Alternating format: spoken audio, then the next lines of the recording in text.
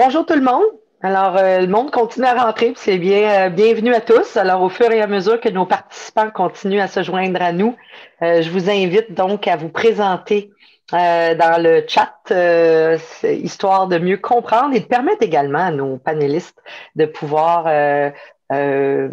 mieux saisir là, qui est dans la salle, quels sont vos enjeux et surtout de vous familiariser avec l'interface. Je pense que tout le monde sait comment utiliser ça maintenant.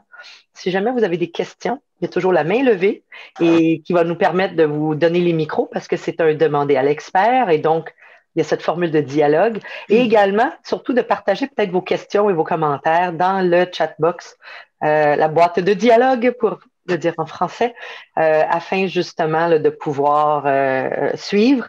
Et j'ai mon collaborateur Jean-Claude qui va pouvoir, surprenant, notre directeur des coms et du marketing qui est avec nous également dans la coulisse et qui va pouvoir continuer à animer le tout. Alors voilà. Je pense que, Shirley, est-ce que tout le monde était pas mal prêt à démarrer la rencontre pour notre super webinaire? Alors, c'est probablement l'objectif de la journée d'aujourd'hui. Je vais aller chercher.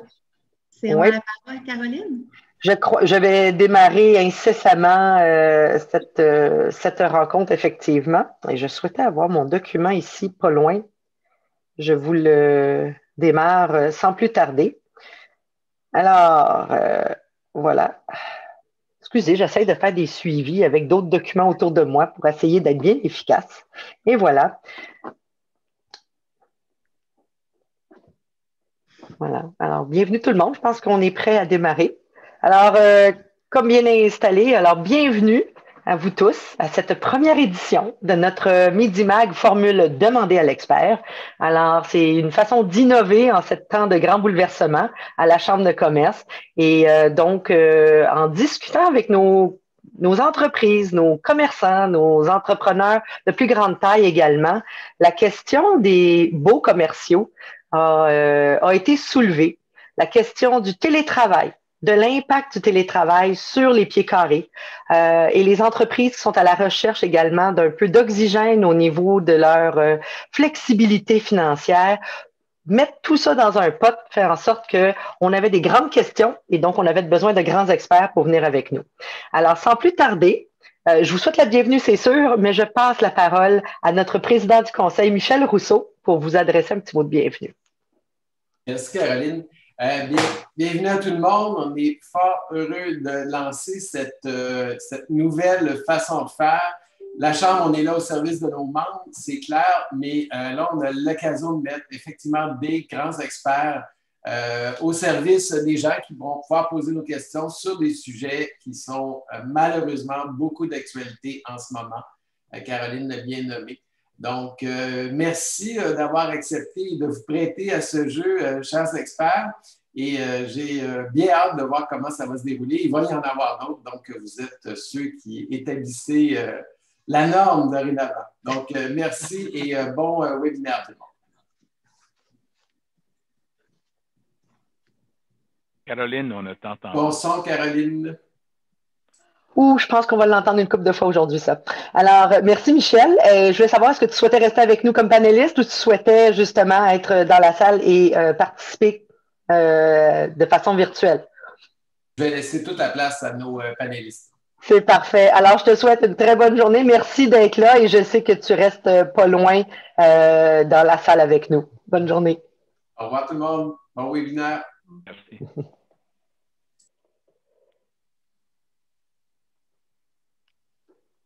Je pense que j'ai pas envoyé la bonne personne comme participant à l'extérieur. Vous allez m'excuser. Je pense que j'ai fait une petite erreur de manipulation avec ma souris. Ah, les joies du télétravail, hein? C'est pas nécessairement le télétravail. Shirley, je te ramène, je te vois, fais-toi-en pas. Je suis désolée, Shirley. J'allais lui demander de prendre parole. Et voilà. Et voilà. Bonjour Shirley, rebonjour et re-bienvenue parmi nous. Alors, sans plus tarder, on a la chance, comme je mentionnais, d'avoir un certain nombre de spécialistes et de partenaires autour de nous. Et je cède la parole tout de suite à Shirley Marquis pour qu'elle puisse se présenter et présenter également nos panélistes. Oh, Shirley, le micro. C'est correct, on va le dire plusieurs fois, je pense, aujourd'hui.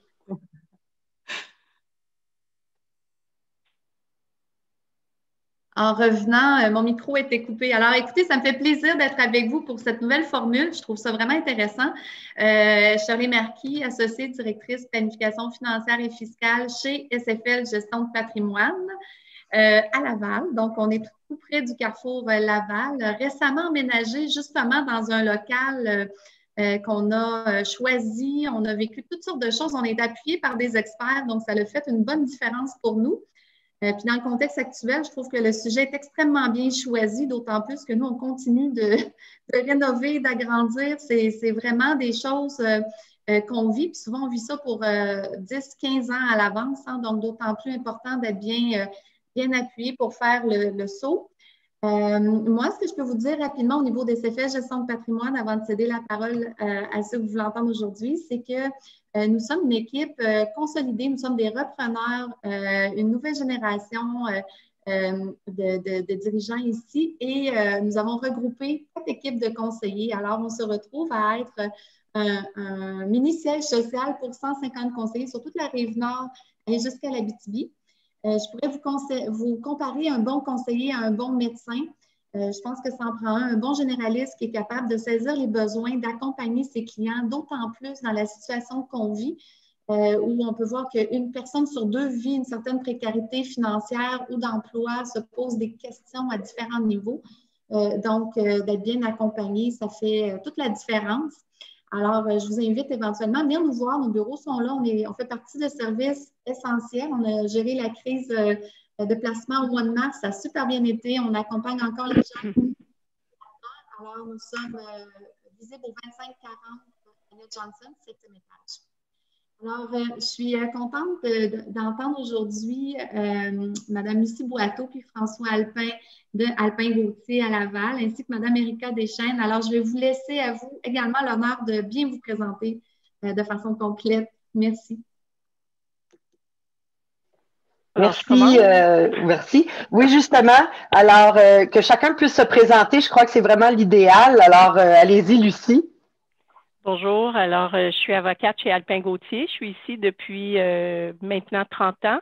Je pratique essentiellement en droit corporatif et commercial. Alors, dans le cadre de mes fonctions, là, je suis appelée à analyser beaucoup de baux commerciaux et à assister là, des locataires ou des locataires, soit dans la rédaction, la négociation de leur bail. Et voilà, donc ça va me faire plaisir de répondre à vos questions.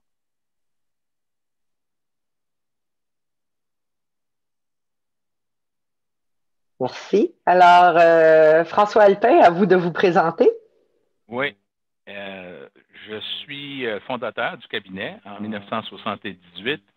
Je fais du droit commercial depuis ce temps-là, beaucoup de droit des franchises, mais évidemment, tu ne peux pas faire du droit des affaires sans toucher à tout le volet immobilier. Et ça fait depuis la création, évidemment, que je suis impliqué dans des dossiers d'immobilier. Alors voilà, ça me fait plaisir d'être avec vous aujourd'hui. Merci bien. Et Erika Deschênes. Oui, bonjour. Bonjour tout le monde et merci à mes copanélistes et Caroline pour ton organisation experte de ce Midi Mag. Ça me fait énormément plaisir d'assister à ce panel aujourd'hui. Alors, je me présente, Erika Deschênes de la firme CBRE. On est une firme de courtage immobilier commercial. Et puis, depuis 14 ans déjà, j'œuvre auprès de mes clients commerciaux. Et mon rôle à moi, c'est vraiment de connaître les tendances dans le marché. Alors, aujourd'hui, on va vous parler un peu de tendances dans le marché immobilier de Laval. Laval, c'est un très petit marché d'environ 4 millions de pieds carrés. Juste pour vous donner une idée de contexte, Montréal, c'est 45 millions de pieds carrés et Toronto, c'est un marché de 165 millions de pieds carrés. Alors, les trends qu'on est en train d'observer en ce moment, je pourrais vous dire, il y en a 4 les tendances majeures. Je dirais le REM, l'arrivée du REM et la disruption du train des deux montagnes a vraiment changé la donne, a eu un impact énorme sur Laval, qui est un très petit marché. C'est un marché qui est très fluide et productif, avec beaucoup de gens qui ont beaucoup d'argent. Alors, l'impact du REM et la distribution a changé le taux d'inoccupation à Laval d'environ 10 %. Cela est un chiffre énorme.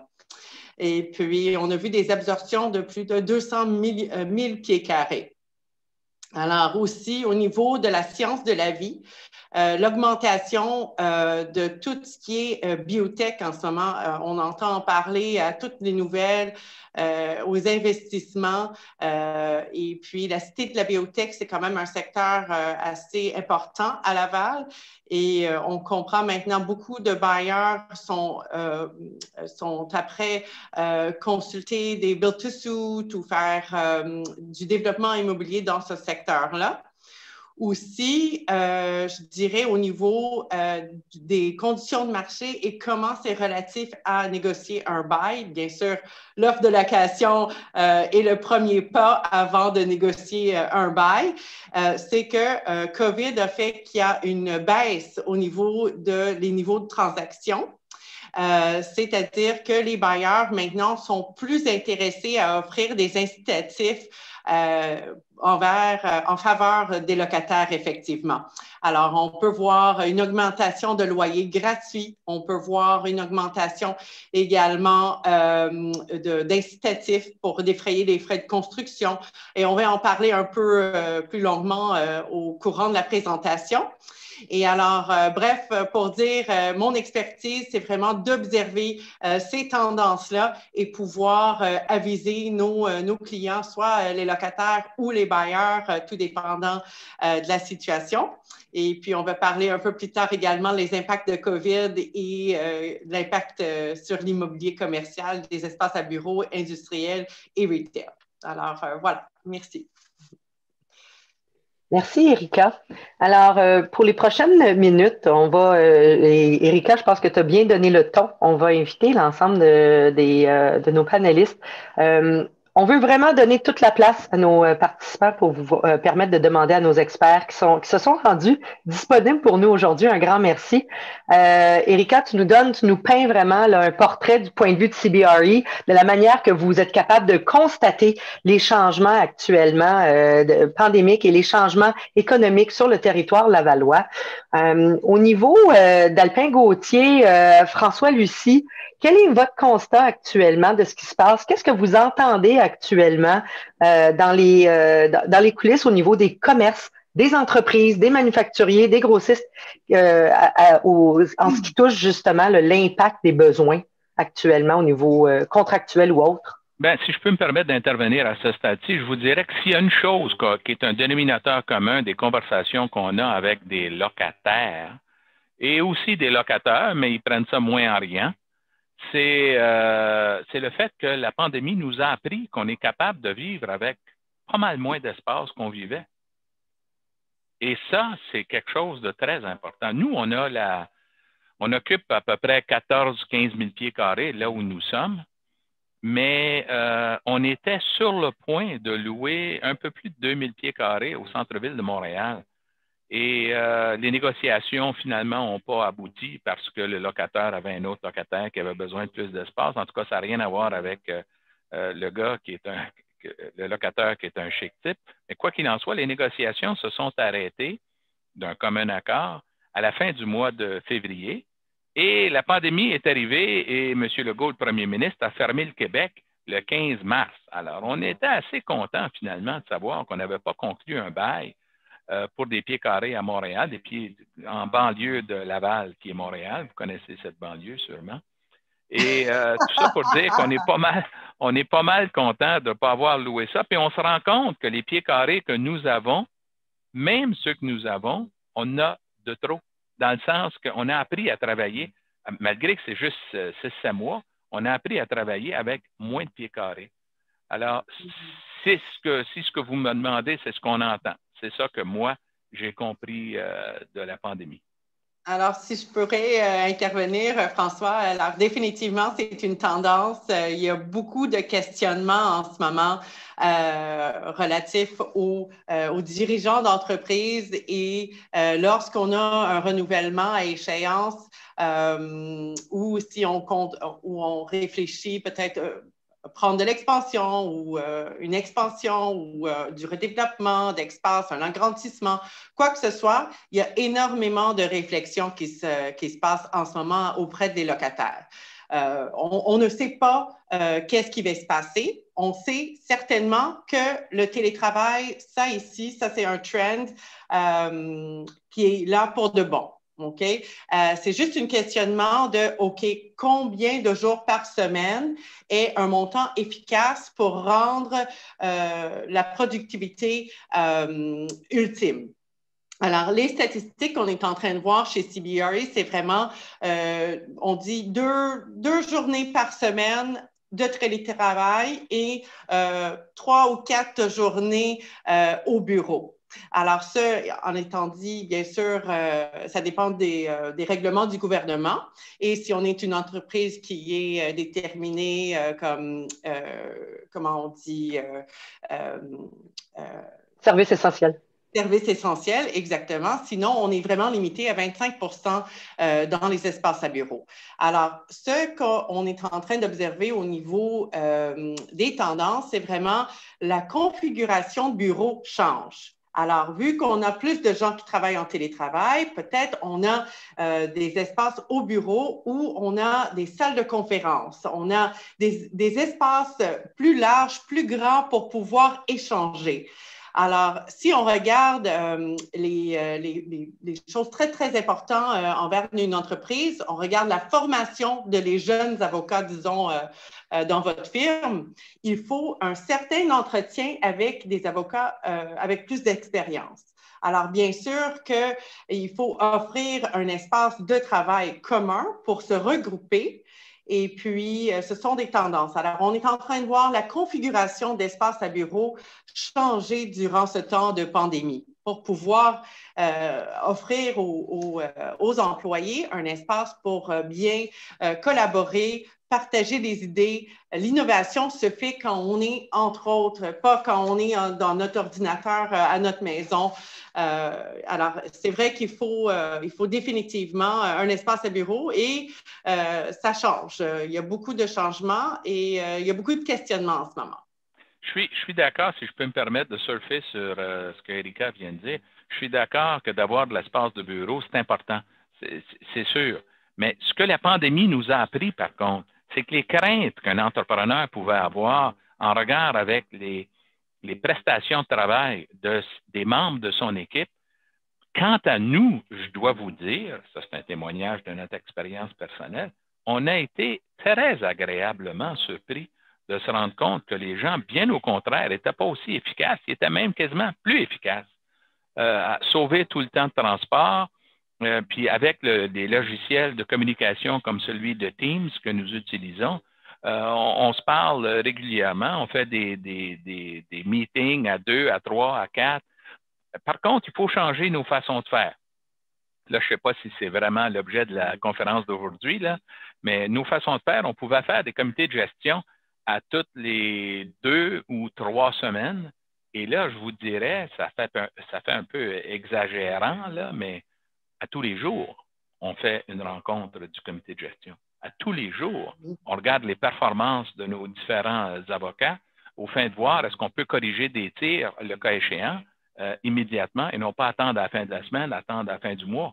Alors oui, ça a changé certaines affaires. C'est ce qu'on entend et puis c'est notre expérience. Merci, merci tous. On a une petite entrée en matière. Lucie, j'aimerais peut-être vous entendre. On entend au niveau, puis François arrive avec un double chapeau. lui-même, en tant qu'entrepreneur, son vécu, Erika elle-même, ce qu'ils ont vécu, et puis également, on entendait tantôt Shirley le mentionner, je vous cacherai pas, à la Chambre, on vit quelque chose de semblable, on se pose des questions en tant que chef d'entreprise.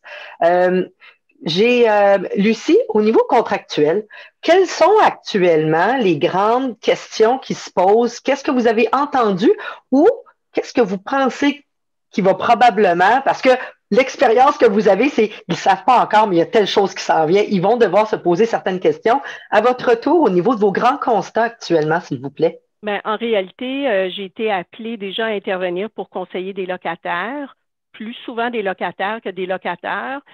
Et les locataires, évidemment, sont dans des situations très difficiles. J'ai des locataires qui sont dans le domaine de la restauration, entre autres, ou dans le domaine du franchisage, qui m'ont consulté.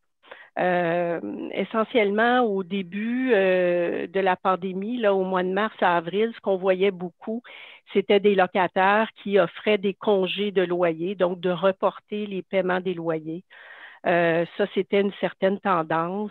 Par la suite est arrivée là, la subvention de loyer, où par contre, le locataire devait consentir à laisser sur la table 25 là, du loyer.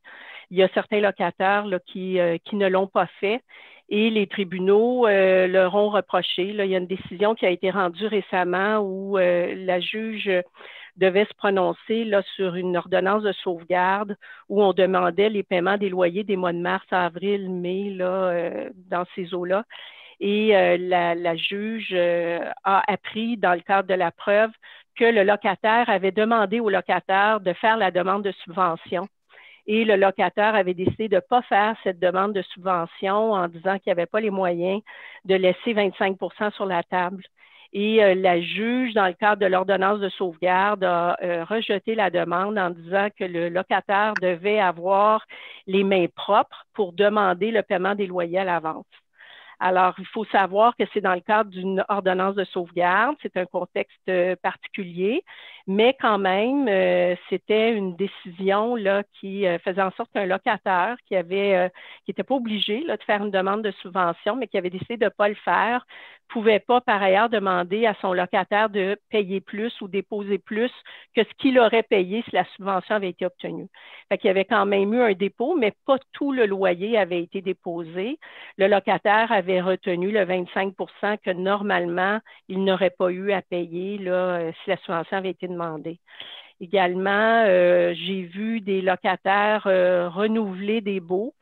Et dans le domaine de la restauration, entre autres, des gens qui ont confiance là, que la situation va se rétablir et qui profitent de la situation actuelle pour faire des travaux, même des améliorations locatives. Et j'ai vu des locataires qui étaient durs au niveau, je comprends que des fois, il y en a qui offrent des loyers gratuits, mais j'ai vu des locataires, des gros noms qui sont au contraire peu réceptifs dans certains cas à donner des loyers gratuits, qui ont par contre fait les démarches pour la subvention locative, là.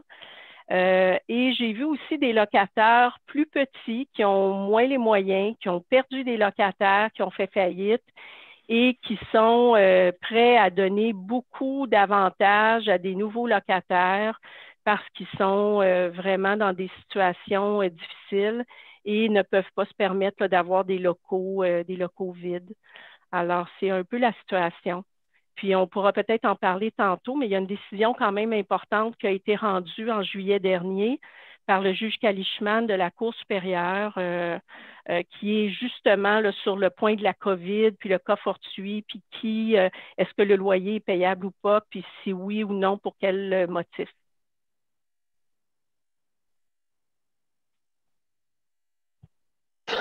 Merci, oui. J'essayais de faire les deux en même temps. Merci beaucoup, Lucie.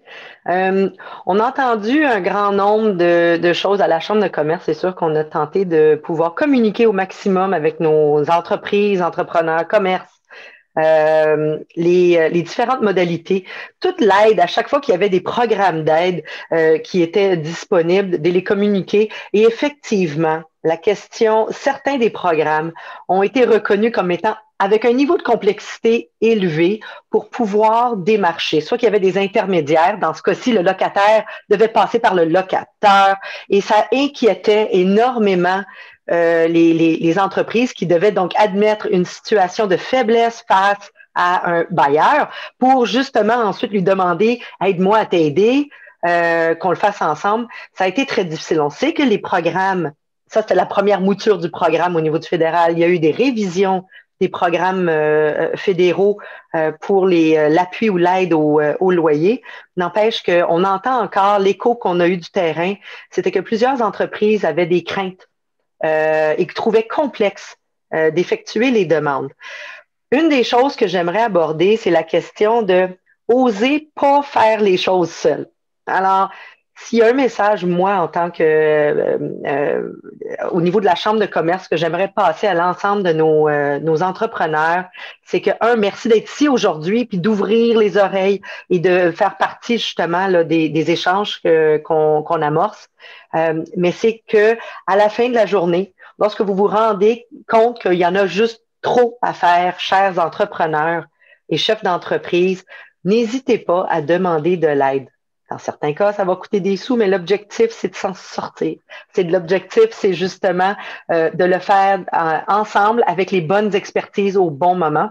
C'est une des choses qu'on a tenté d'amener autour de la table actuellement. On a certaines des questions qui commencent à rentrer et si nos intervenants étaient prêts, j'aimerais peut-être vous en proposer quelques-unes ici. Erika, vous avez évoqué les grandes tendances et je pense que c'est important. On a des constats qui disent que mon équipe de travail a été projetée en télétravail. Conséquemment, le nombre de pieds carrés est revu. Maître Alpin, vous y avez évoqué que vous-même, vous l'avez constaté.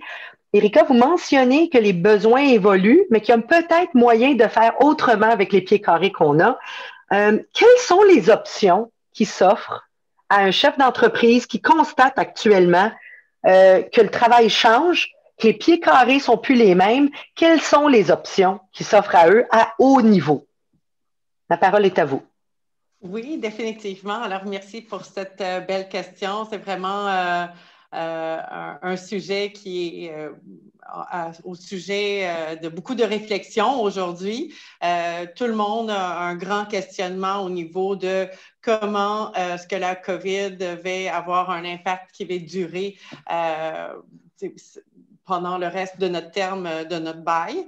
Alors, définitivement, le télétravail, comme on en a dit tantôt, c'est une tendance qui va continuer. Le questionnement est juste combien de jours par semaine qu'on va pouvoir continuer de gérer notre entreprise et foncer pour aller chercher les résultats avec le télétravail. Alors, pour différents entrepreneurs, l'équilibre est vraiment différent, mais étant donné le climat, avec les journées qui deviennent de plus en plus longues et sombres, et les journées deviennent plus courtes, effectivement, et en étant un être humain, on a tous besoin d'un certain entretien humain et bien sûr un changement d'environnement pour pouvoir être le meilleur de soi-même et apporter le meilleur à notre travail. Alors, définitivement, l'espace à bureau, c'est une place qu'on peut sortir de la maison, avoir un espace de travail avec un bureau qui est idéal en ergonomie avec nos chaises en particulier, tandis que le télétravail, il y a peut-être certains gens qui n'ont pas nécessairement un bureau à la maison avec le meilleur de tous les équipements et le mobilier nécessaire pour travailler de façon efficace au travail.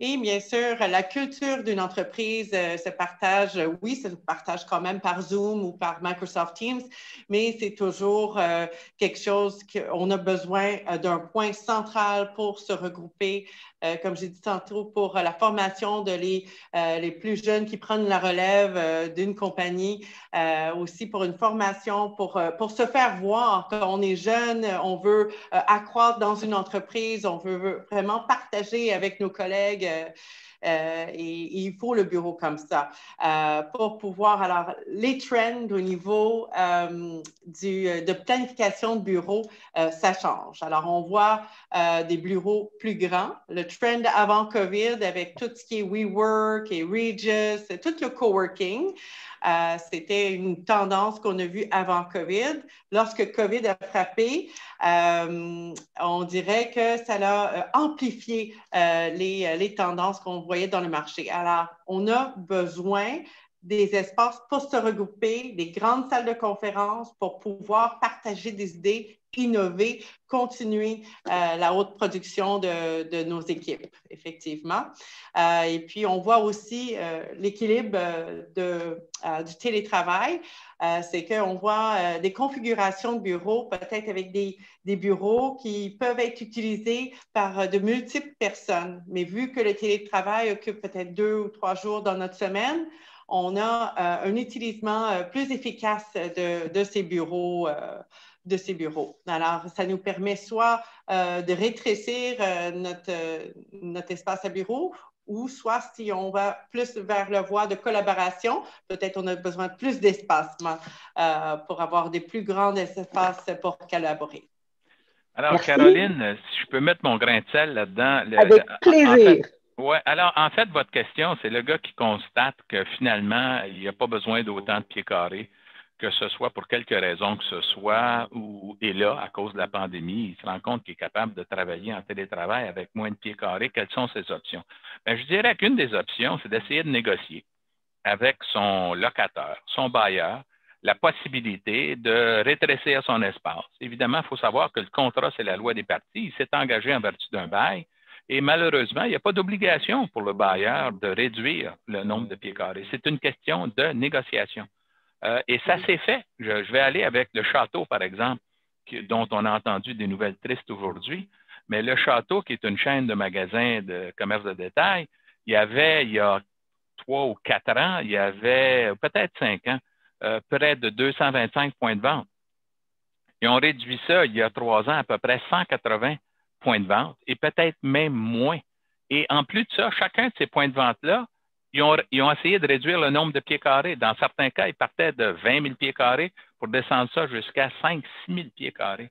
Alors, ça, c'est le fruit de négociations. Est-ce que ça s'est fait seulement dans des perspectives de terme du bail ou avant de renouveler, on renégocie l'espace? Peut-être, mais dans certains cas, je soupçonne que ça s'est fait en cours de bail. Alors, oui, avec des CBRE de ce monde, là, vous êtes peut-être en position de vous faire aider pour ce genre de choses-là. Mais évidemment, il y a ça. Il y a une deuxième option, si vous me permettez, après la négociation avec le bailleur. Évidemment, le bailleur, il ne va pas réduire le nombre de pieds carrés en passant puis garder les mêmes conditions. Il n'y a pas d'intérêt. Il va réduire le nombre de pieds carrés si on lui donne quelque chose. Peut-être si on avait 10 000 pieds carrés puis on réduit à 6 000, peut-être les 6 000, il va falloir payer une pièce de plus le pied carré ou il va falloir signer un bail pour une plus longue période de temps. Il va falloir qu'on fasse quelque chose pour s'entendre. Mais l'objectif de réduire le nombre de pieds carrés, c'est faisable s'il y a de l'ouverture des deux côtés. Une deuxième option, c'est de sous-louer. L'immense majorité des baux contiennent des dispositions permettant aux locataires de sous-louer. Évidemment, c'est encadré, c'est paramétrisé par des conditions. On ne peut pas sous-louer, je ne sais pas, une compagnie qui fabrique des munitions ou qui veut entreposer de l'essence dans les espaces de bureau. Bien évidemment, il y a des conditions à la sous-location, mais c'est une option. Quelqu'un qui a 20 000 pieds carrés et qui pense être capable de vivre avec 12 000, bien, sous-louer 8 000 pieds carrés, ça va alléger significativement sa facture à la fin du mois. Alors, c'était quelques options. Oui, excellentes options, merci bien. François, je voulais définitivement rajouter. Ouf! Est-ce que vous m'entendez? Oui, très bien, Erika. Okay. Parfait. Alors, oui, effectivement, François, très, très bon point. Lorsqu'on s'apprête à regarder le marché, soit si notre bail expire ou on cherche à louer dans un autre endroit, certainement, comme vous dites, il faut garder tous les droits et ça se passe habituellement au début de la transaction dans une offre de location. Alors, définitivement, vous parliez d'une option de rétrocession. Alors, ceci, c'est un mécanisme, un droit qu'on négocie habituellement dans une offre de location pour pouvoir donner le maximum d'options aux locataires. Il y a également un droit de premier refus et un droit de première option. On pourrait en aller en détail, là, en parler longuement, hein, François? C'est des bons clauses à avoir dans nos offres et dans nos baux pour pouvoir rester flexible. Hein? Avec le temps, aujourd'hui, on a appris beaucoup avec COVID. Je ne pense pas qu'on avait des clauses de pandémie dans nos offres et dans nos baux, mais ça nous apprend qu'en étant entrepreneur, il faut aller chercher des droits de flexibilité dans nos offres de location et dans nos baux, effectivement.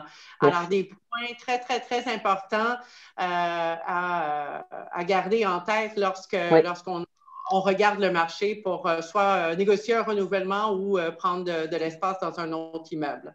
Merci, Erika.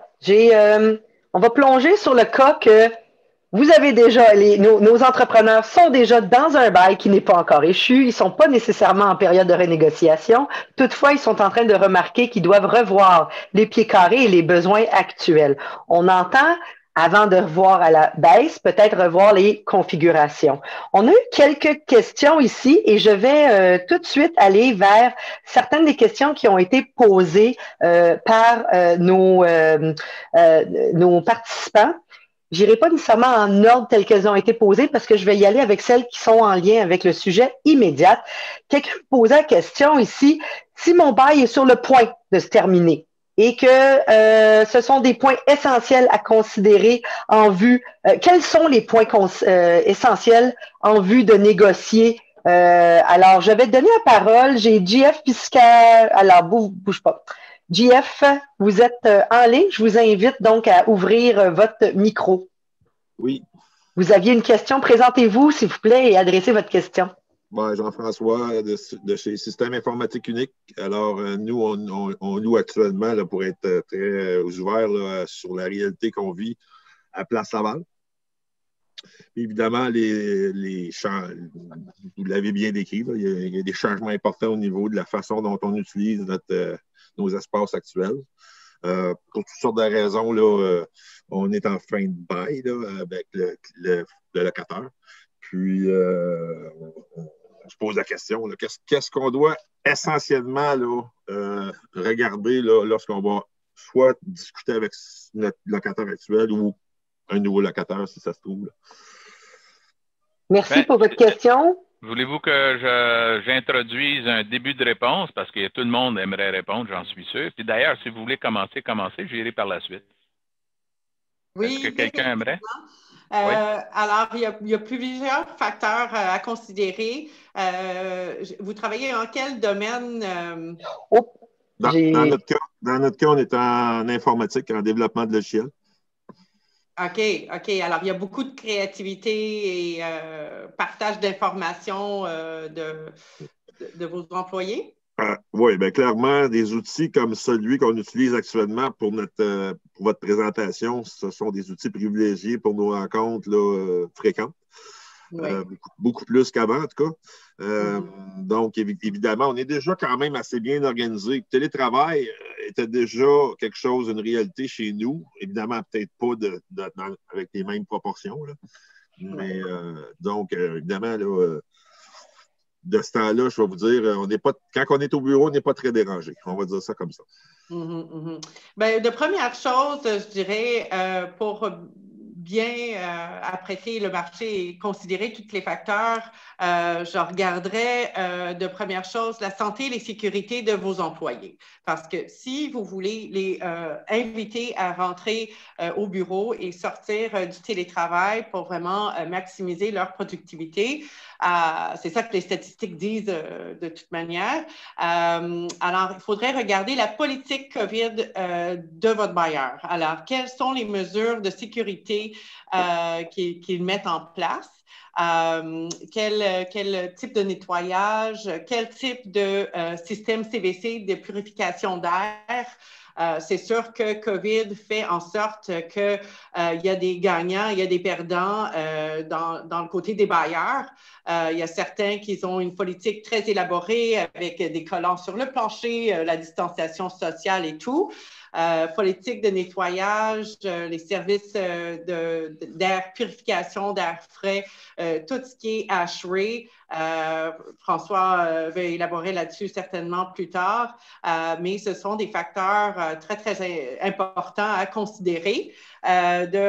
Deuxième part, il y a des tendances au niveau du marché, comme j'ai dit dans l'introduction, vu qu'il y a moins de locataires sur le marché à Laval en ce moment, les propriétaires sont plus incités à vous offrir plus d'incitatifs.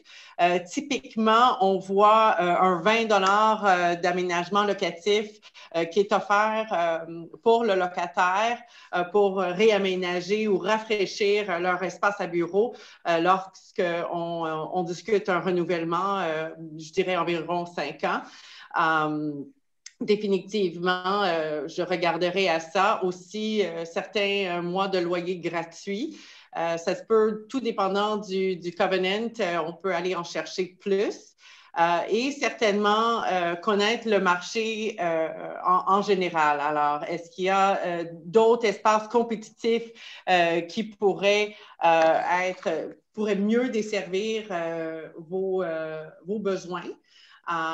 Et bien sûr, vous avez le bâton plus long en ce moment parce que il y a moins de locataires. Alors, il y a beaucoup de locataires qui vont compétitionner pour avoir votre entreprise parmi leurs locataires.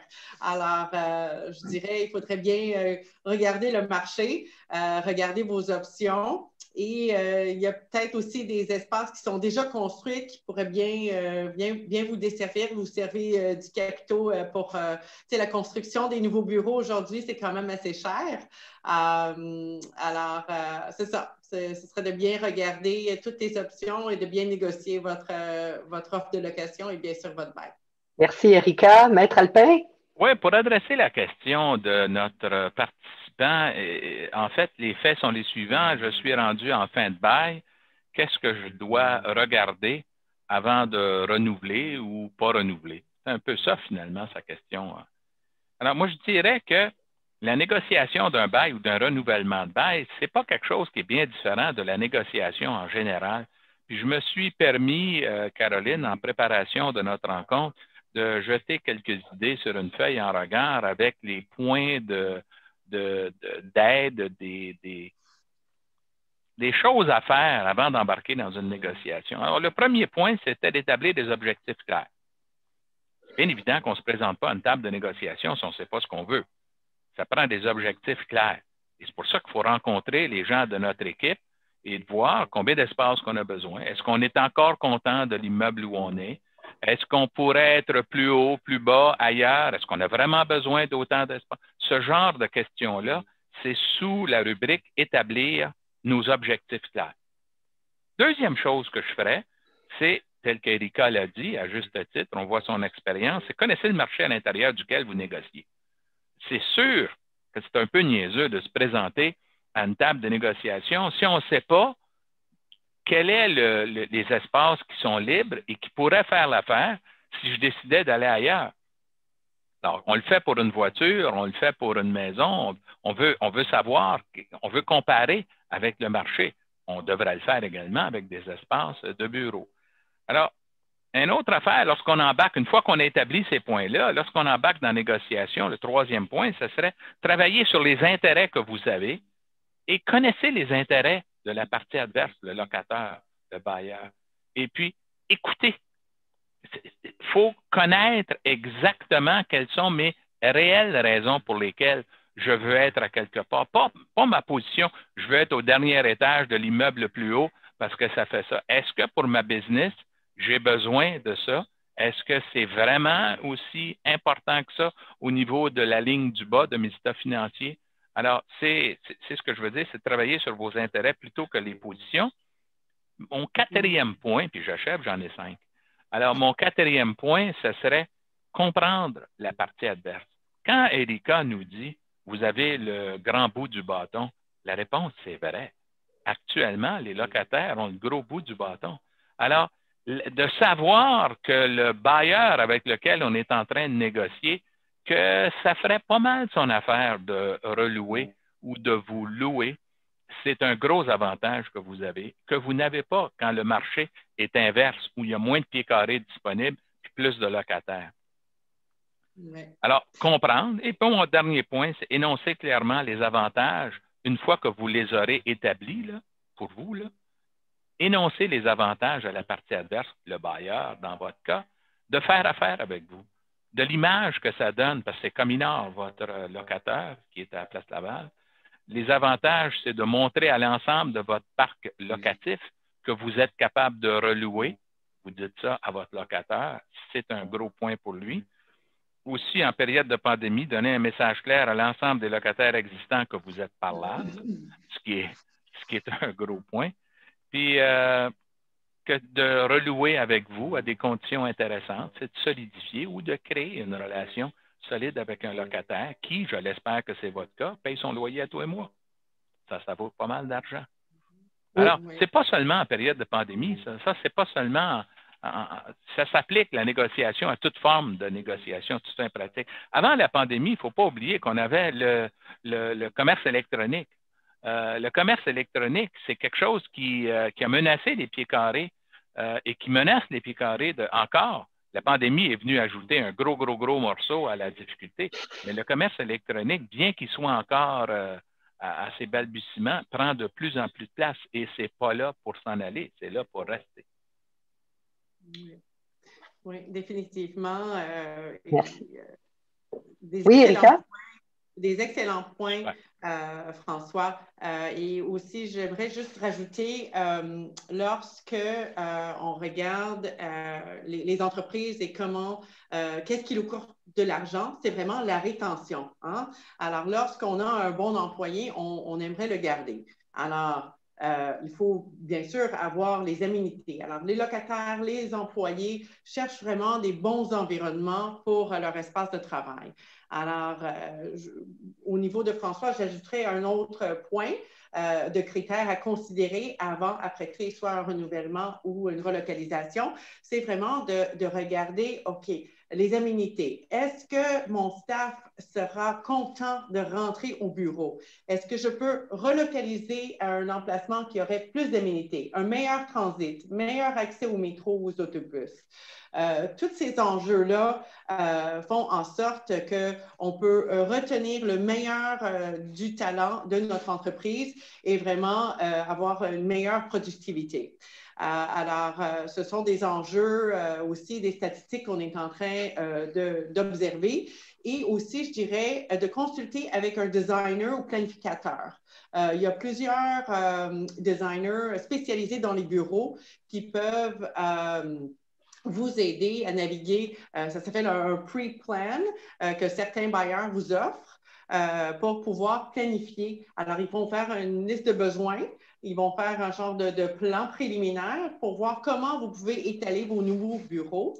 Et ce sont des choses qui sont beaucoup de changements en ce moment avec COVID, avec la distanciation sociale, la largeur des corridors.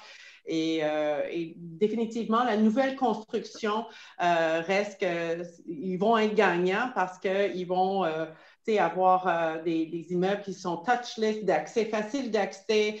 On peut accéder le stationnement comme les espaces Montmorency, par exemple. C'est un développement de par Montoni, extrêmement à la fine pointe. C'est le plus moderne qu'on peut avoir au niveau des espaces à bureaux. Et c'est un développement qui va durer pendant très, très longtemps.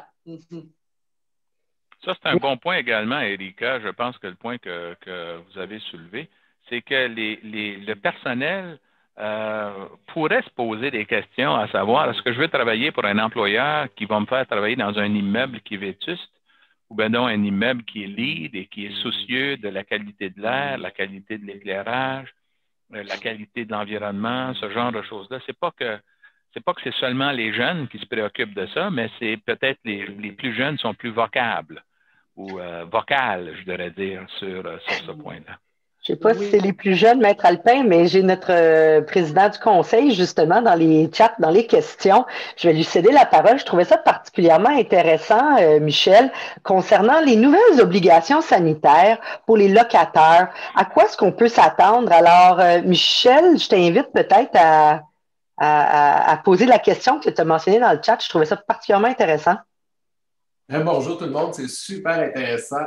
By the way, en bon français. Oui, j'avais une question. Évidemment, comme vous êtes des conseillers pour éviter les chicanes futures, c'est quoi les nouvelles obligations sanitaires, s'il y en a, évidemment, pour les locataires en matière de nettoyage, de gel nettoyant, de ventilation? Donc, est-ce que le gouvernement a prévu des nouvelles mesures en ce sens ou bien c'est une question de bonne pratique, tout simplement?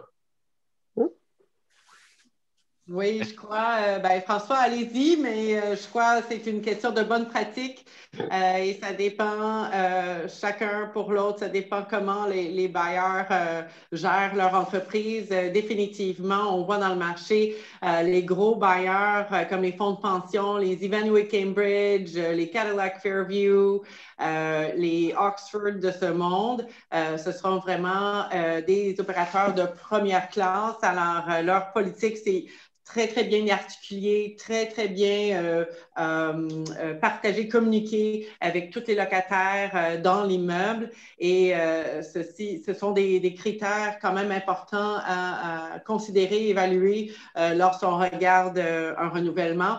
On a vu certains cas où, dans notre portefeuille, où il y a certains locataires de la classe de 500 des top 500 entreprises dans le monde où certains locataires n'ont pas bien communiqué leur politique COVID pour rendre la circulation dans leurs immeubles sécuritaire. Et puis, c'est ça, ça a des conséquences. Alors, ces locataires-là regardent maintenant à se relocaliser envers un bailleur qui a une meilleure politique envers tout ce qui est sanitaire et circulation dans leur immeuble. Merci, Erika. François ou Lucie, en complément pour la question sanitaire, les meilleures pratiques, les attentes, les obligations. Même façon qu'Erika. Je n'ai pas connaissance de règles particulières qui obligent les locataires à précisément faire certains gestes ou actes. Je pense par contre qu'un locataire a certaines obligations probablement implicites tout de même à son bail. Quand il doit fournir la jouissance paisible des lieux, est-ce qu'on pourrait évidemment prétendre que la jouissance paisible implique aussi des lieux sécuritaires conformes aux directives de la santé publique? C'est un pas qui pourrait être fait, oui. Effectivement, merci. Point de vue, nous autres, ça fait vraiment écho à ce qu'on entend à la Chambre de commerce, avec nos commerçants surtout. Il y a deux aspects. Au niveau, puis Erika, vous y avez fait allusion au tout début, on veut quelque chose, un environnement sécuritaire, agréable et performant pour nos employés, mais également pour les clients qui veulent venir chez nous. Alors, une entreprise de service, que les corridors, lorsque les corridors sont clairement identifiés avec des sens, il y a des nouvelles normes un petit peu sociales, sans être des normes légales.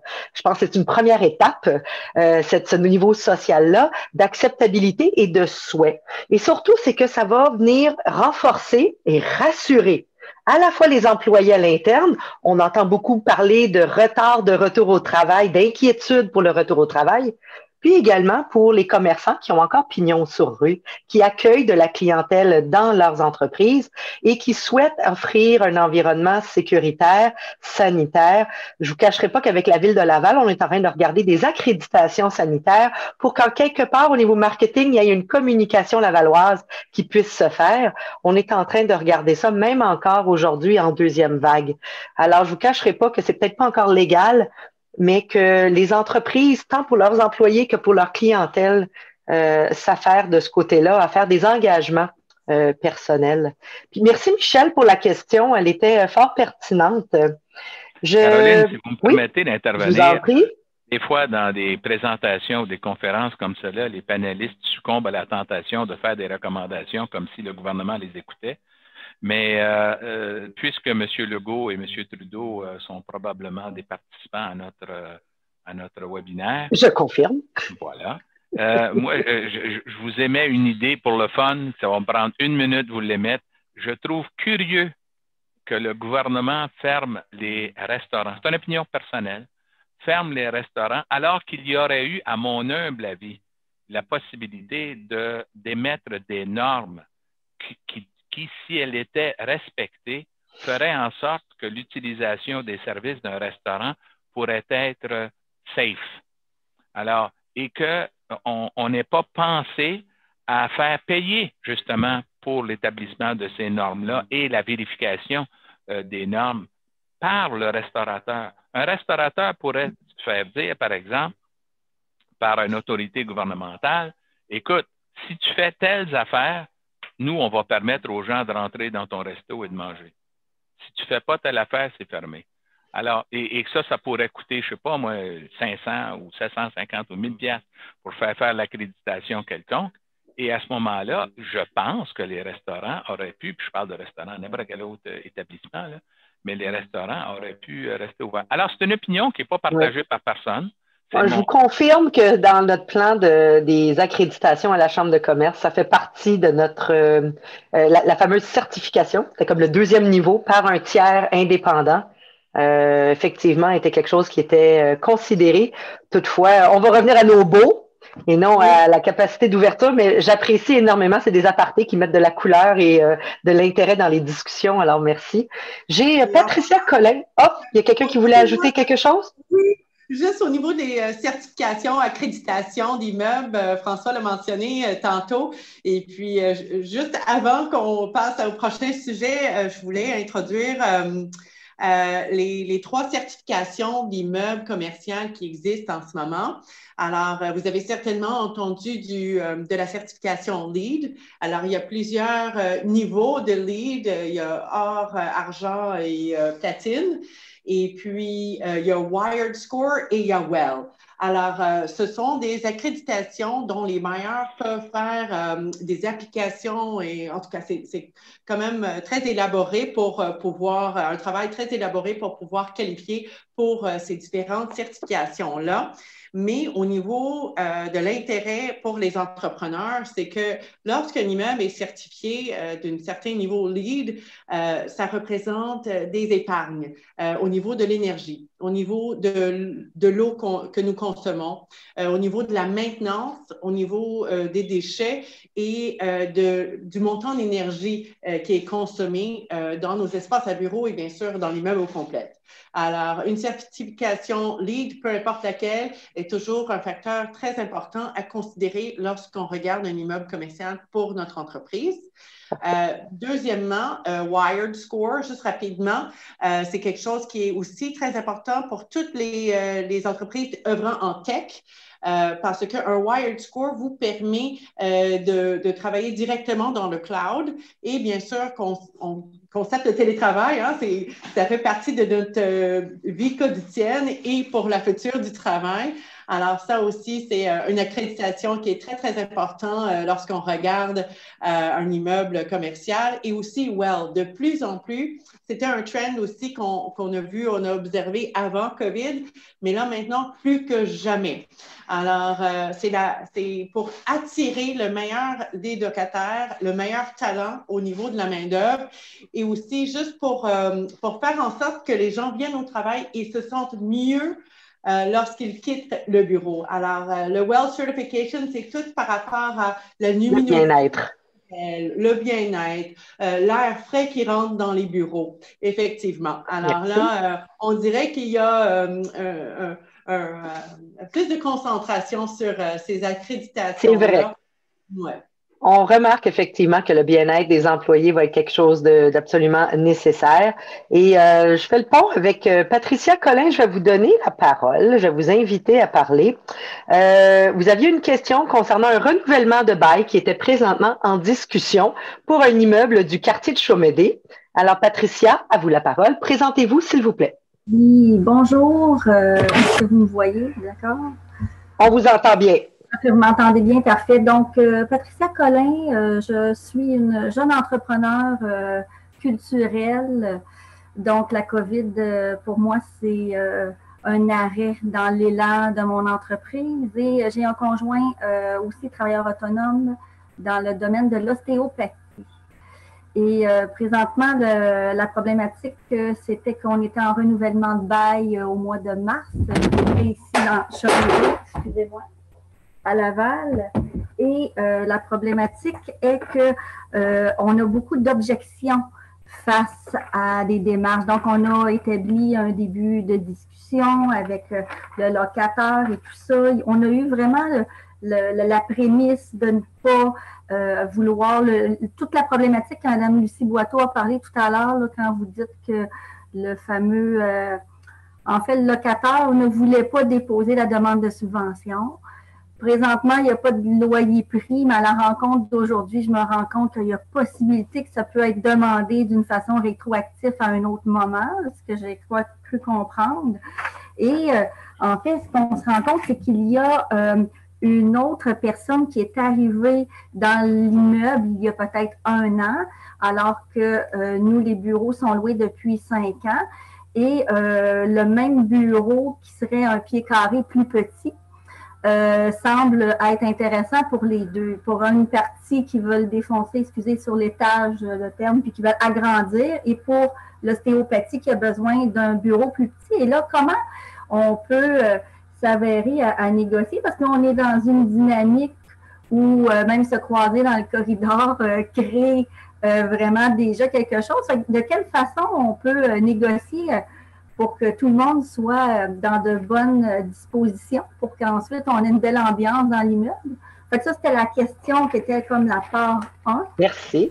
Alors, on va donner une chance à nos participants de répondre à cette première question. Patricia, alors, y a-t-il quelqu'un, Maître Alpin, Lucie, est-ce que vous aimeriez démarrer? On va laisser Lucie y aller. En réalité, c'est un peu délicat. C'est sûr que c'est une question de négociation. Il faudrait voir dans votre bail, est-ce que vous aviez une option de renouvellement des mêmes locaux qui ne font plus votre affaire finalement? Oh, excusez. Patricia, on va vous demander. Oui, la personne n'était plus. Allez-y, Patricia. En fait, je sais que, écoutez, c'est un bail, vous savez, c'est énorme. Hein? C'est un 22 pages de bail. Ouais. Donc, on avait vraiment épluché le tout. Il y avait, je ne serais pas capable de vous répondre exactement si on devait absolument reprendre cette place-là, mais je sais qu'on n'a pas le droit de sous-louer. Ça cause une problématique parce que le bureau est libre 3 jours semaine et il y aurait la possibilité en soirée et en week-end. Donc, là, je suis en train de me dire, est-ce que c'est quelque chose qu'on préfère ajouter à la lueur de ce que vous nous dites aujourd'hui?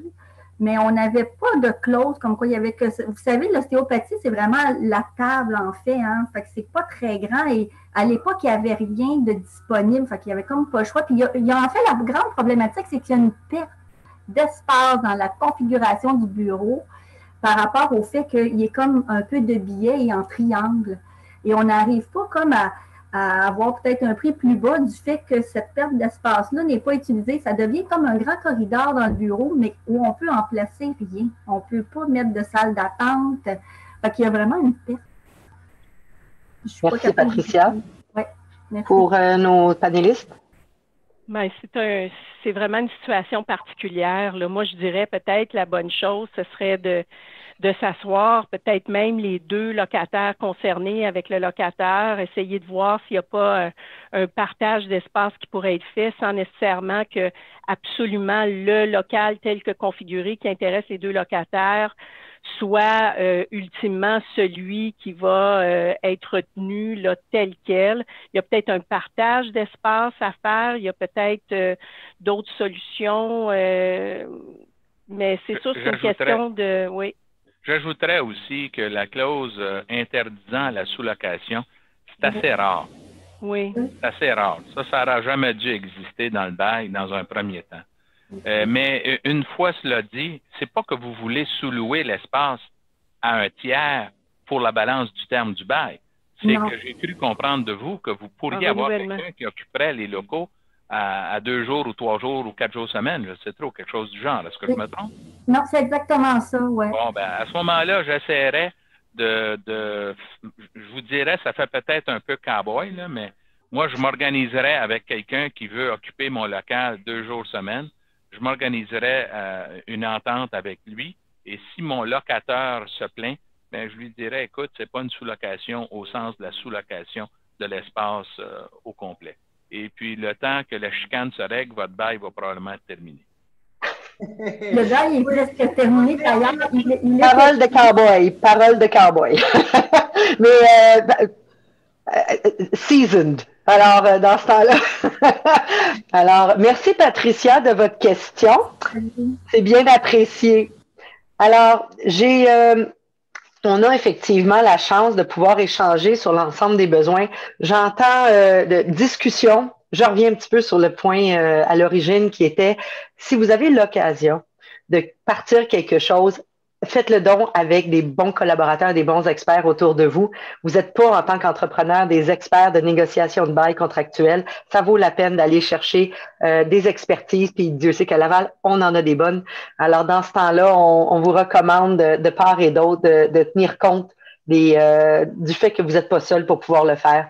J'avais quelques petites questions supplémentaires qui continuaient dans le chat à nous poser à revenir. Bougez pas, excusez-moi. Quelqu'un qui me demandait ici, c'est Shirley Marquet justement, il demandait la question des aires ouvertes. Shirley posait la question, c'est-tu encore quelque chose qui est souhaitable? C'est-tu quelque chose encore qui est envisageable? Puis moi, j'irais mettre une petite note de plus, Shirley. Quand vient le temps de dire on va travailler en mode aire ouverte, puis il y a des pieds carrés, puis on veut peut-être aider notre locataire à pas perdre des pieds carrés, mais comment est-ce qu'on est capable de négocier que la valeur de certaines zones n'est peut-être pas la même que d'autres? Comment est-ce qu'on est capable de revoir l'ensemble du projet sur plusieurs années, compte tenu que les besoins, c'est plus juste des bureaux fermés, ça peut être des aires ouvertes, ça peut être des aires collaboratives.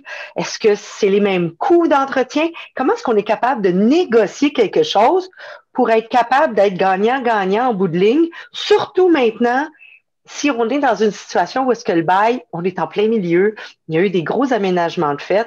Alors, ma question est à deux niveaux, en quelque part en lien avec ce que Shirley disait, qui évoquait une question de quelles sont les grandes tendances et la réorganisation des espaces, mais dans un contexte où on a un bail actuel, qu'on est en pandémie et que les sous sont très serrés pour certains. C'est pas une question de survie, on en convient. Est-ce que certains de nos experts ont une piste de sagesse? Ben, je vais offrir mes pensées, my two cents, comme on dit en anglais. Mais définitivement, la pandémie nous fait réfléchir à comment on utilise notre espace à bureau. Peu importe s'il y a des bureaux ou c'est des espaces collaborateurs, c'est toujours le même pied par pied carré. Alors, il n'y a pas un enjeu là. Mais certainement, je vous réfère définitivement à votre bail si vous avez vraiment trop d'espace et vous voulez en sous-louer, vous pouvez certainement sous-louer une portion ou l'espace au complet. Mais c'est sûr que c'est un bon moment aussi de regarder dans votre bail si vous avez une option d'annulation. Il y a certains baux où on peut... ça dépend de ce qui a été négocié dans l'offre de location et dans le bail, effectivement, là. Mais certainement, les tendances, c'est pour les entreprises de regarder toutes leurs options en faveur du locataire pour avoir un maximum de flexibilité. Et puis, je dirais oui, définitivement, bien cerner les besoins lorsqu'on réconcilie le travail en bureau d'équipe et le télétravail individuel à la maison. Et pour bien aller chercher des économies envers la planification de l'espace à bureau. Alors, pour le monsieur qui avait une question là, il y a peut-être 20 minutes, peut-être de faire un genre de bridge deal, juste pour peut-être 1 an ou 2, faire une extension à court terme pour bien laisser toute cette pandémie COVID retourner à la normale jusqu'au moment qu'on a un vaccin. Et puis là, vraiment prendre la bonne décision, la grande décision de pouvoir se relocaliser ou réaménager selon les besoins de notre entreprise. Moi, Caroline, j'aimerais mettre mon 2 cents aussi. On est rendu à 4 cents, là. On est rendu à 4 cents. Ça va bien notre affaire. C'est avant que les gens nous quittent, il y a des points importants quand vient le moment de négocier un bail ou de renégocier un bail.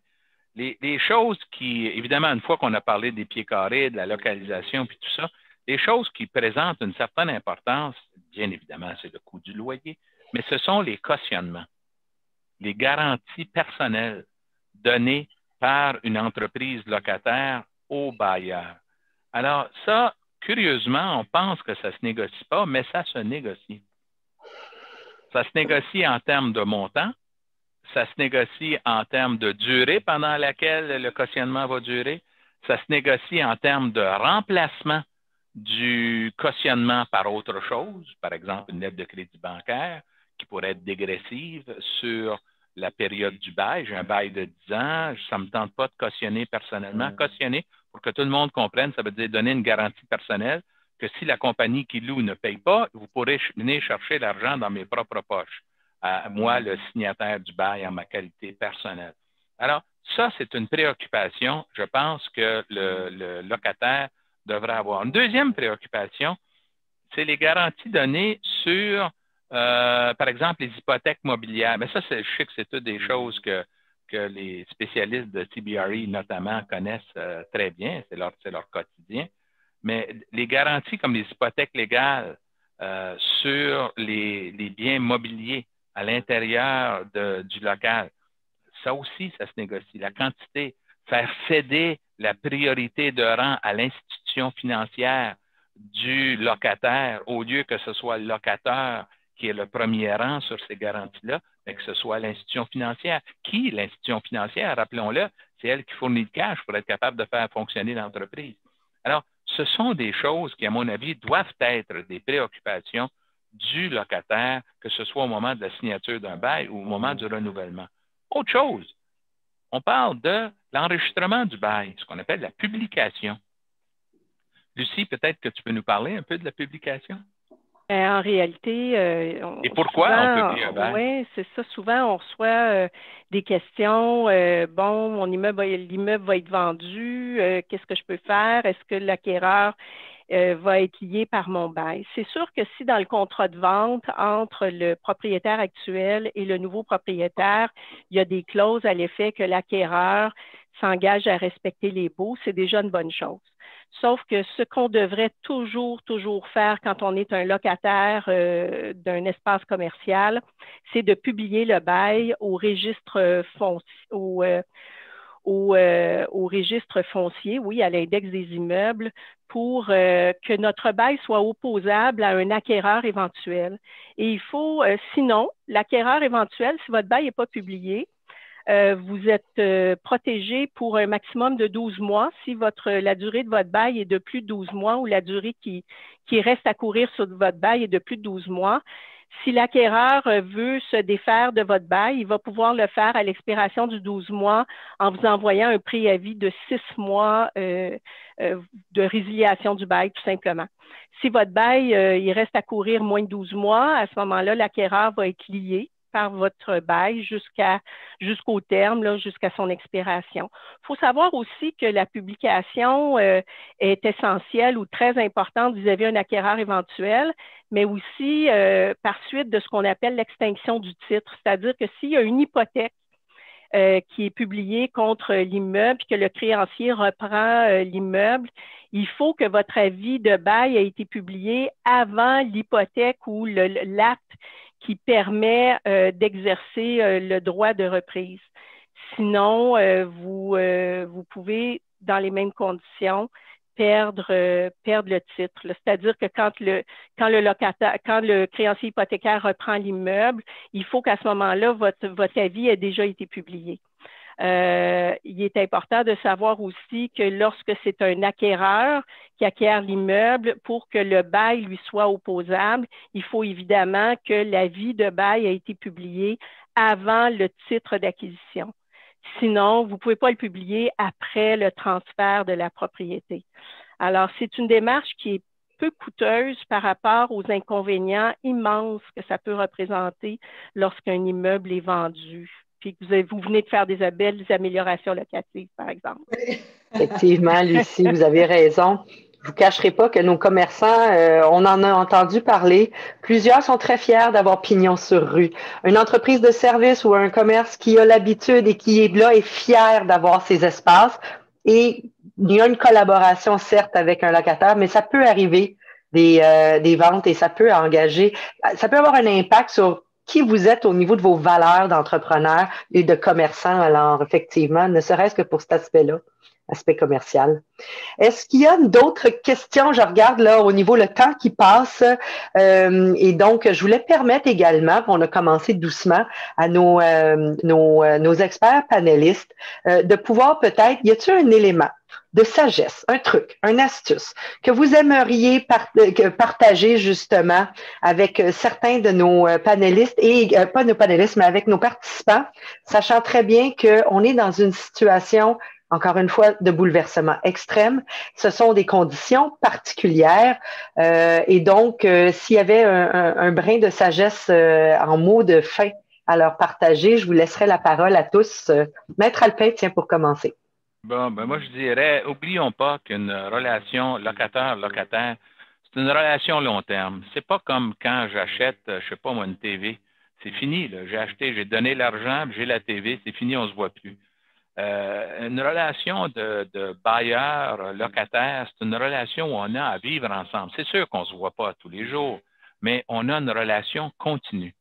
Alors, s'il y avait une recommandation à faire, c'est essayer d'être parlable de votre côté. Ne partez pas avec l'idée que le bailleur, c'est nécessairement quelqu'un qui a des intérêts contraires aux vôtres. C'est vrai que plus qu'il va recevoir de loyer, mieux c'est pour lui, puis moins vous allez en payer, c'est mieux pour vous. Mais une fois qu'on a établi un loyer raisonnable, par la suite, on a à vivre ensemble. Alors, moi, c'est mon grain de conseil. Ouais, c'est ça. J'aurais, de mon côté, peut-être 2 petits conseils aussi à donner. C'est sûr que quand on analyse un contrat, c'est très important de regarder ce qui est écrit. Mais ce qui est encore plus important, c'est de constater ce qui n'est pas écrit. Alors, et ça demande des connaissances parce que c'est facile d'analyser un document, mais si on voit, par exemple, justement qu'il y a certaines clauses qui ne sont pas là, qui pourraient être là, c'est important de s'adresser à des gens là, comme Erika, par exemple, et des avocats qui connaissent ou qui ont analysé différents baux. Il y a plusieurs types de baux aussi, des triple nets, des double nets, des nets, des bruts.